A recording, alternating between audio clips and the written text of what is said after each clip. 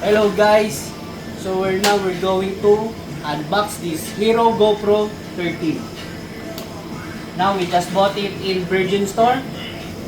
Now they have a discount, it's like 1,199 reals. So as you can see, it's sealed, and now we're going to unbox.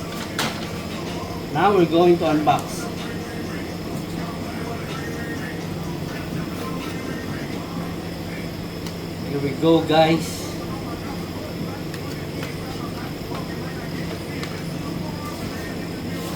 Oh my god. Good.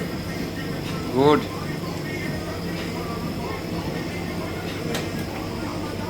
Wow, this new GoPro Hero 13. Wow! So we have the tools here, we have the screws, all complete accessories, and you have here the brochure, you have the SD card, you have the warranty card, some stickers have all included on the box. Okay guys, so we have all the accessories included inside the box. So we have here the mount adjustment, so we can see, and this is the mount sticker adjustment as well. And now we're going to check, and we have the battery. So this one is the legit battery of GoPro, as you can see. Now we're going to install it later. And finally, we have the camera. Okay guys, so this is the GoPro Hero 13 camera. We're going to check it now. Oh, it's fresh. Now we're going to check. We're going to peel it off. This not used. So now we're going to insert the battery. We're going to try it on if it's working. By the way guys, it comes with a 1-year warranty. So insert, this is intact. So make sure there's no any paper inside. We're going to close it now. Then we will, this is the open button. So we're going to try it. I think they have the default. Now we'll see if it's working. As you can see guys, we have the language selector.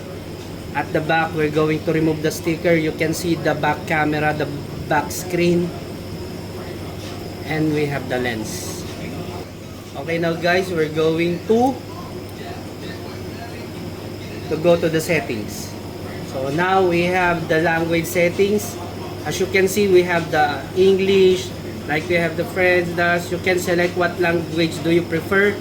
But now, so we go into the default language. We're going to select English.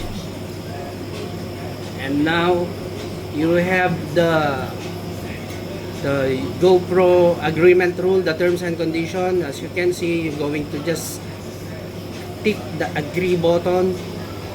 And if you want the GPS on, of course we want the GPS on, so it will be automatically synchronized. We're going to select on. Now, as you can see, you have also the option for voice control. This voice control, you can just set your GoPro just using your voice command. So we can turn it on. And now we're going to confirm. Now we're ready to use our GoPro Hero 13. As you can see guys, we have 28%. This is the default battery charge. We can charge because we have the charging cord like this one. So later we will just check it out. This is the Type-C charging cord. We can check all the accessories later, but now we're going to, we have the SD card. So later we're going to put the SD card. As you can see, we have also the SD card included on the box. So here it is.